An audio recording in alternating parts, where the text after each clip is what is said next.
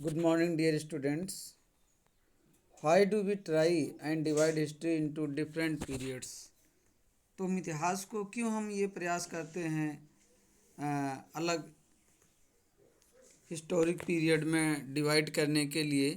We do so in an attempt to capture the characteristics of time. तो ऐसा हम time को capture करने के लिए करते हैं, समय को जानने के लिए। It's central features as they appear to us. तो टाइम इसका सेंट्रल फीचर्स है हिस्ट्री का।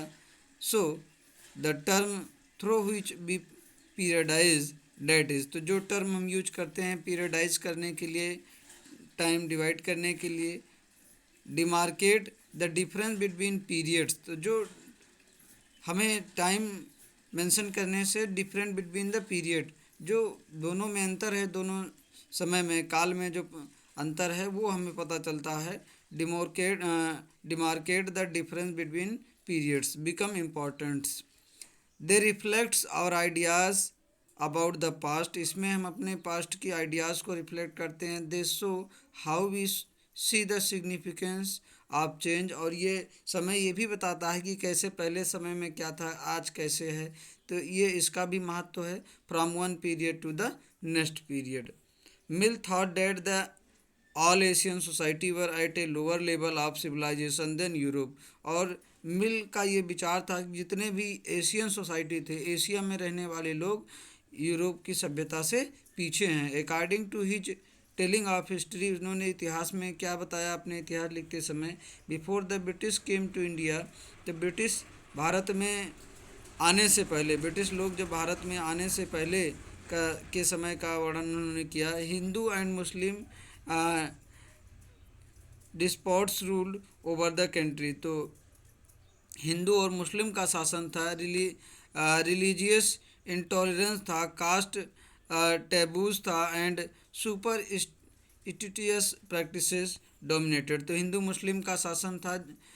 मिलने बताते हैं कि भारत में हिंदू का शासन था, मुस्लिमों का शासन था, और ये लोग जो है विभिन्न धर्मों में बटे हुए थे। कास्ट से संबंधित भेदभाव था, अंधविश्वास था, यही सब भारत में छाया हुआ था एशियन सोसाइटी में, इंडिया में। Social life, British rule Mill felt could civilize India.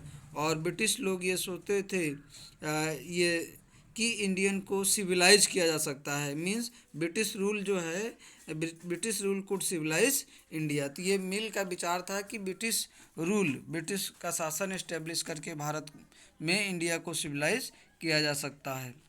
To do this it was necessary to introduce European manner. तो ऐसा करने के लिए एशियन लोगों को या इंडियन लोगों को यूरोपियन मैनर सिखाना ज़रूरी है। आर्ट्स इंस्टीट्यूशंस, यूरोपियन कला सिखाया जाए, वहाँ की संस्थाओं के बारे में बताया जाए। एंड लॉज इन इंडिया, और भारत में ब्रिटिश लॉज इस्टेब्लिश किया जाए।